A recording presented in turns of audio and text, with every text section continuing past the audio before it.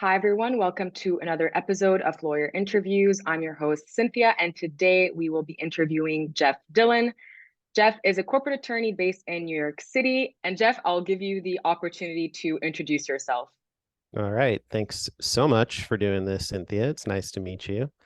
Uh, yeah, you got it right. I'm a lawyer here in New York City. I live in Harlem, and yeah, I practice corporate law, securities laws, where most of my clients are private funds, and yeah, What brought you to pursue corporate law? uh, the way it worked for me was in law school when you're taking classes, you're taking tests, you see everyone around you. I feel like the people who were actually good at law school wanted to do litigation. And because I was just totally middle of the road, just like not impressive as a law student or that interested, I figured there's got to be something else. And it seemed like the people who were kind of like into anything else would just do corporate law. So I was kind of just like hoping that I would still want to be a lawyer, because you don't know what corporate law is when you're in law school. So that was like honestly the initial reason why I like was like, all right, let me do anything other than what I'm learning about here. And there's some truth to that because I'm in litigation. So we always say that the litigators are the ones who are passionate about the law. So we're the ones who love the law. And Mm-hmm. the corporate people are the ones who are like, okay, I don't want to go to the courtroom. I don't want to touch the law. I don't care about case law. So you knew that when you entered corporate law that there wasn't going to be that typical what they teach us in law school, whether it's like reading a case, applying the cases to the fact pattern. Did you knew that going into corporate law? I knew I wouldn't be in a courtroom talking to judges. I knew I wouldn't be writing. Honestly, it was the writing of the motions or whatever it was, or the legal research and writing that I just was not into. And actually, ever since I've done corporate law, I've learned there's so many different groups, and a lot of some of them are have like zero laws involved, and then others, kind of like the ones what I actually do, is very regulation heavy, and so I'm like pretty much working with like admin law and securities laws a lot more than I thought, and I actually am okay with that part, just kind of researching and explaining legal concepts to clients that I can handle. That's as much law school as I can do, and I enjoy that. So I get to do both. But at what point did you auto reject yourself from litigation? Probably like the first cold call in law school when I like thought I could say it and I didn't, and then had my someone who turned out to be my roommate later on in law school like recited the case beautifully, and everyone was like so impressed, and I just could not replicate. I was like, it's just that it's probably me being a perfectionist. I probably would have been fine, but I just couldn't handle not being the best at something right away. So I just immediately gave up.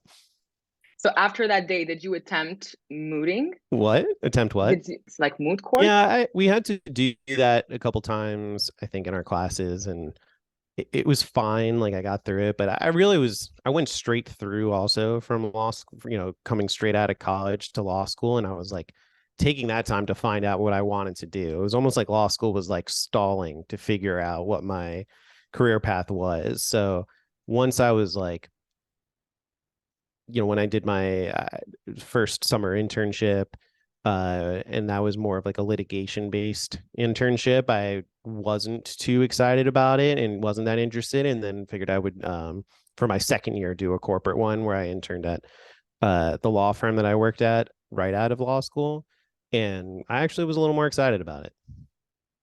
So what brought you to apply to law school in the first place? uh, I was an aimless kid, didn't know what I wanted to do, but needed to make my parents proud. Like they were just like, what are you going to do with yourself? And honestly, I was like, I like school, I'm good at school, and I just want to give them and myself like more time to figure it out. And I wasn't like a math person, so I wasn't going to go to med school. Like I it really was, it's pretty lame, honestly. And I look back on it and I'm like, I don't know if I would give myself that advice to just like go do more school. Like you can go figure it out. But it was more of like I needed to like grow up, and it was like a way to grow up in a in a setting that gives you more time. So, you know, it's not a great answer, to be honest. Because it's, in a way, it's true, because the law process, it's not an easy one. It's a long journey. It takes 7 to 8 years of school, then you have to write your bar. So it's a lot of commitment to just Yep. say, oh, I don't want to be a lawyer anymore, or I'm not sure I like what I do, because what we do touches the lives of people. So it's like, would a client want to hear that his lawyer is not passionate about what he does? And this is why we have the litigators and the corporate people.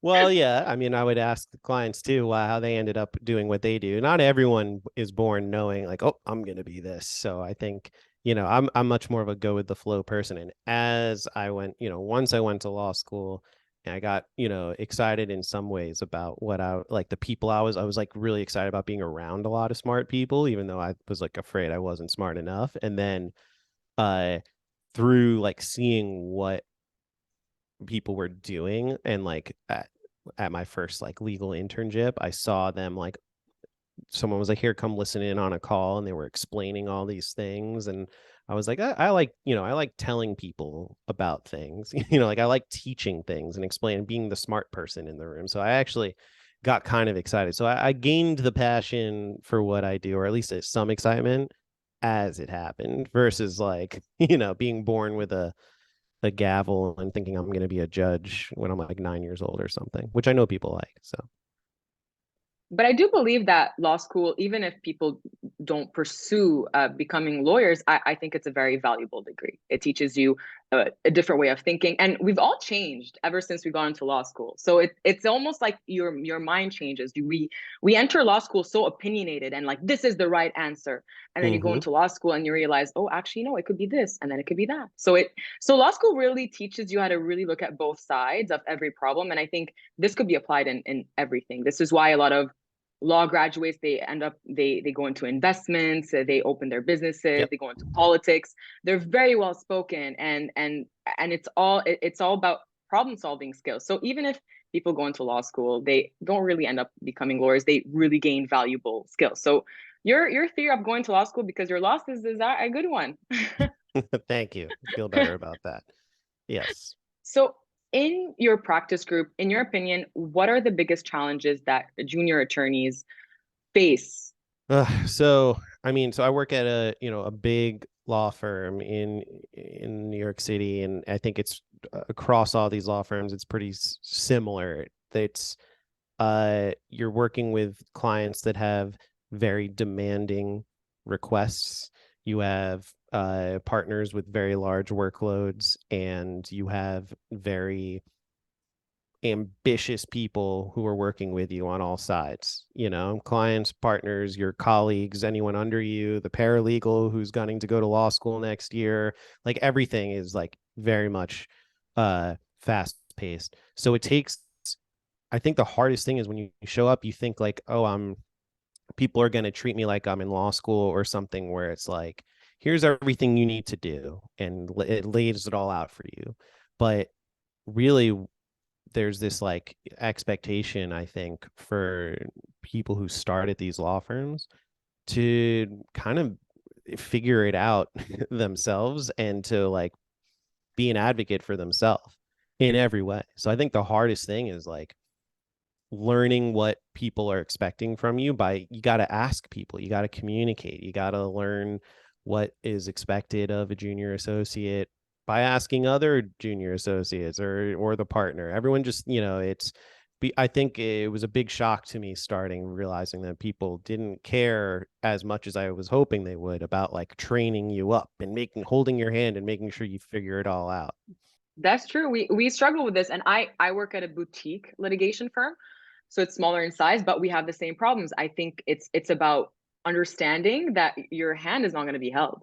You just have to figure it out, and this is why it takes years to perfect becoming a lawyer. It takes you maybe a couple years to become a little bit relevant, 5 years for them to actually come and take your advice. So It takes years. It takes years to actually like get to a place where you're like, okay, I got this. I know exactly what to do in this situation.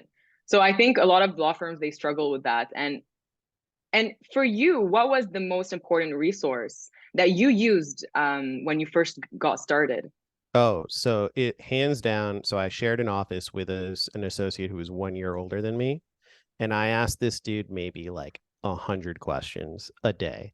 And I was lucky enough that he was like willing to be helping me, and it was actually really cool. This was like he was like my mentor or whatever you want to call it, but more so like just like it was like in the trenches guy helping me out with everything. I'd be like flipping my computer screen over, like, look at this email. What the hell does this mean? What do I do? And he only had 1 more year and knew just like a tiny bit more. And it's like, oh, I dealt with that last year ago. Ask this person. And just through absorbing that and through getting to deal with that, I was able to like cut out some of the dumbest questions you could possibly ask, to someone who you didn't want to. So like that definitely. And then I was able to return the favor the following year when I was a second year associate, having a first year sharing with me. And this guy would ask me a gajillion questions like, can I send this email, or should I go talk to them, or should I print this out, or can I leave? When should I come in? All the what should I wear? All that stuff you get to like, you pick a person who can like kind of guide you through it, and it helps so much. That's true. And oftentimes, what happens to us is we graduate and we think we know everything. So we graduate, we take the bar, we go into our first law real job, and we're like, oh, I thought that I knew this. How do I not know this? And it's the stupidest things that we don't know. But then this is the importance of mentorship, is because it's true. Like you need that one person you feel comfortable asking all these questions, because otherwise people don't know what you don't know.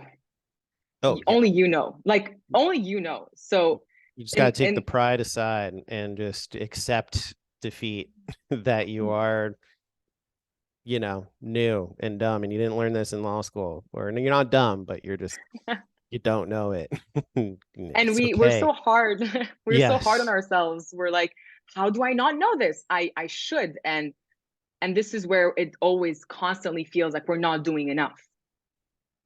That feeling of, oh, I should do this better, or I should work more, and we already work a lot, but we Exactly. still we still feel like we're not doing enough. So can you tell us about a time in your career where you faced failure, and what did you do to overcome that? I well, I'll give an example just of going back to getting jobs. So, how most schools have on-campus interviews, and they give you the opportunity, to interview with the law firms and get the jobs. So I went through that process and got nothing in return. I thought I was like I thought I was some hot shot, charismatic guy who could just like come in with like middle of the pack grades and just be really cool. And because I was cool, get all these offers. But like I just did not resonate with anyone and did not get anything. So it was a really stressful time. People were freaking out who weren't. People were bragging and showing off all the jobs that they did get. And I put together probably like 100 cover letters with emails, and just blasted them out to all these firms like manically and in that week before it happened. And I probably out of all of those got like 3 responses and 1 interview. And then kind of magically through my own, luck or whatever it was, got this one job that I started off with, and I'm forever grateful for. But I had to act very fast from that like initial failure, and it was easy to be like, okay, this wasn't in for me, and I need to like, just sulk. But I was pretty determined, so I'm very proud of that fact, and tell that to other people who, don't get what they're looking for out of law school or in that process or otherwise. Do you believe that school makes an impact in that recruitment process where you went to law school? Yeah, I mean, you follow what your friends are doing. You listen. There's only certain resources given out. So yeah, you're kind of like following the path of what you're seeing. Okay, so that said, what's your advice to graduates who are still unsure of what practice area they want to pursue? So the way my advice, because it's very common when you're doing corporate law, you have no idea what any of it means, and your firm could have like 10 different corporate law practices, right? Is to base it off of the people that you are meeting and working in those groups. So even if blank finance, this funds, this, M&A, that bloat, all that can mean whatever to you. But if you're meeting people who you think you can have fun with, learn from, enjoy talking to, and feel comfortable like asking questions from, then through that kind of like personality osmosis, I think you're going to enjoy the experience a lot more. And you'll probably be more interested and passionate about the practice based off of that. You might just be dead set, oh, I'm going to be a tax lawyer no matter what, and then you meet the person and you want to die. Like you don't want you can't be that stubborn, and Yeah. that's not a shot to tax people. That's just what came to my mind. But anyway, that's like that's my advice for sure. And and obviously in our fields we work very hard, right? So we're all overworked, we work long hours. So what do you do to kind of like unwind? What is your passion? So I mean, it's a good segue into uh you know I what I I like to joke around. I'm a joke like, and I have like a good, in my opinion, and my parents, it's a good sense of humor. All right, and I wasn't getting that kind of outlet at my day job to be able to like crack a joke to someone, because people don't really have time for that or whatever.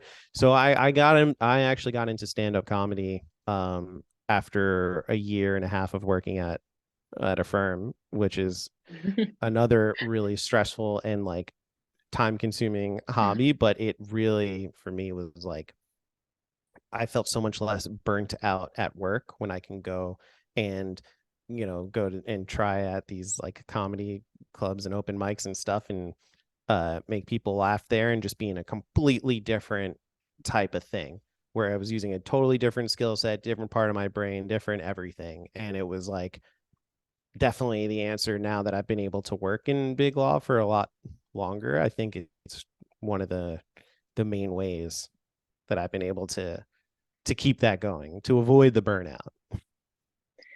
And what I find is in our industry, we're very serious all the time. We're always worried about our reputations. It's like, no, what are people going to say if they see me on social media? How has your pursuit of comedy affected your career? Yeah, I mean it's a really good point, because the two do not mix. It's not like a thing to mix them. And No. I'm not advocating that it ever should be. Uh so I think it's important to, I have a distinct persona and name and brand that is separate from my work brand. These are two different people, just like you're different with your friends versus with your job. So I try to make that very clear. And I've had a lot of people from work see my stuff, and I'll post clips of what I do online, and I've never had anything other than super positive feedback of people being like, that was hilarious. I can't believe you do that. That's so cool. That being said, it's probably because I'm not posting like stuff that would be horrible or viewed as like insensitive or wrong or ethically anything. So I don't think it applies for everyone, but I think, push come to shove, I think anyone would see who was my client or an audience member, knowing what I did in the other thing, and be comfortable with who I am.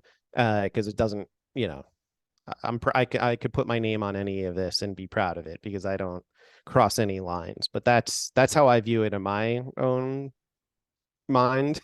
So to be determined. There might be a part two where I'm unemployed Jeff looking for a new job. But yeah, I definitely am very conscious of what I put on social media. I've deleted videos or untagged myself if I didn't think that it was worthwhile. And I've also canceled on gigs and things when I know for a fact that I have to get my work done, because there's a hobby and then there's, what your responsibilities are as a lawyer and an employee. And as you know, there's the lawyer persona pre and post COVID. Before, lawyers used to always be suited up and ask for business, maybe put on a billboard. Now it's like TikTok dances and it's like a lawyer doing corporate deals, like huge corporate deals in his living room wearing his PJs. So it's kind of funny how the lawyer persona has changed. And in your opinion, how can a lawyer today leverage social media for his career? So how can it be positive? Yeah, well, it's true of so many lawyers that I've met through this interview process, that they're the as generations are changing, right? So now not only the legal field is usually like the last to catch up with the trends and things. So clients and everyday people are increasingly online, are increasingly, dressing casually and engaging in these things. They want to have the people they work with to be, to have a personality and to be someone they're comfortable engaging and maybe learning something from.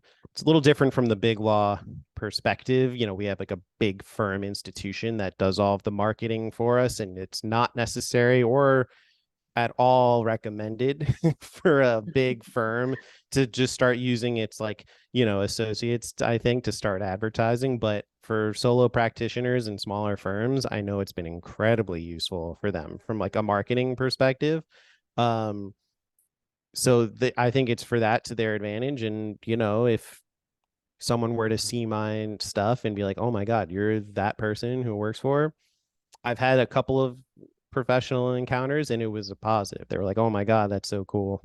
I'm looking forward, internally networking, they're like, oh, I'm looking forward to working with you, or something to bring up and talk about within the firm. So like, I don't know. It's gonna increase. People are gonna.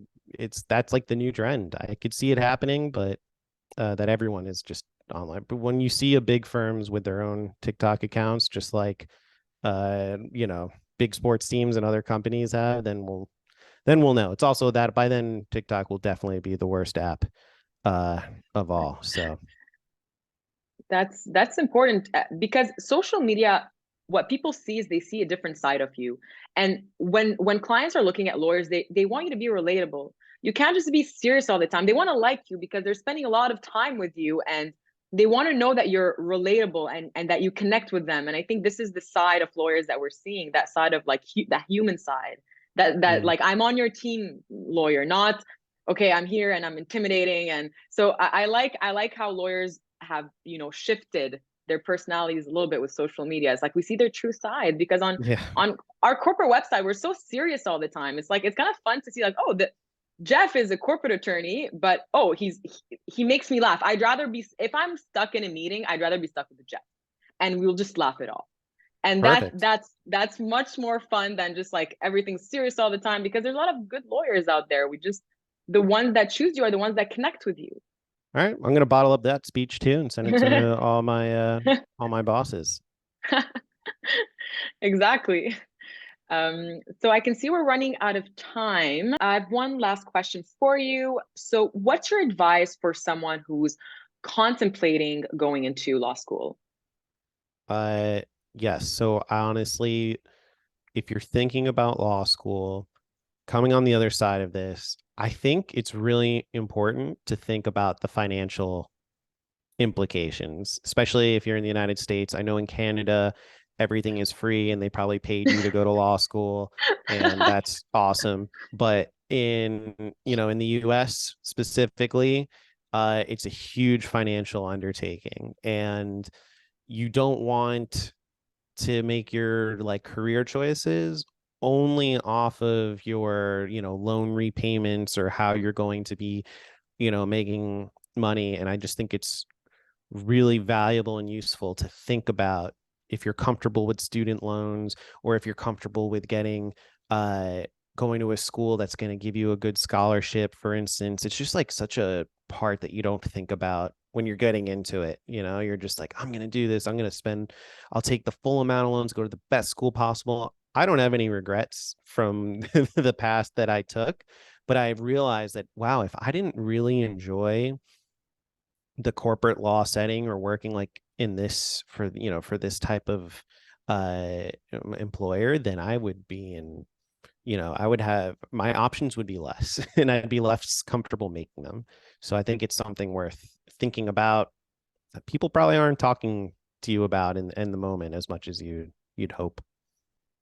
And that's a good point. I wish in Canada they paid for law school, but it's not the case. But we are definitely, it's much cheaper to study in Canada versus the US. And also the Mm, main difference I find is that in Canada, we don't have a lot of schools, but they're all good. Like we have really good schools. Like we have little, but they're all good.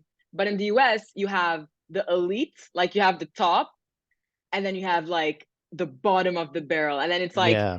and it's like, because there's so many law schools, so it's like if you want to go to law school in the US, you better go to the top school, which kind of is unfortunate because they tend to be very expensive, but that's also the main difference between the US and Canada. It's interesting. Yeah. I think I would prefer that they were all good. Uh, that sounds nice. Yeah, we don't have many, but they're good. So it's like people have like equal opportunities in general. There's always exceptions and rules, and it as is the case always. But in the US, it's like there's so many law schools that you are better off just going to an elite school. But that's my personal opinion. So thank you so much for joining us today, Jeff. And so if someone wants to reach you or watch your comedy, have some laughs, where can they find you? So yes, please, if you're looking at this, follow me at attorney at laws, which is a great play on words, genius. Attorney at law, but add an L and Z at the end of it. And yeah, if you live in New York City, I do a weekly show, and you can find that at a at Stand Uptown, which is my other Instagram account with live shows. Perfect. I'll book my ticket right away after this. Perfect. It's Yeah, it's worth traveling for. I hope as long as you have other plans to make that trip worth it, because it is not by itself good enough to worth going to New York City. But That's funny. I do welcome everyone and anyone. Yes. Well, thank you so much again and have a great day. Yes, thank you very much. Great talking with you. Bye.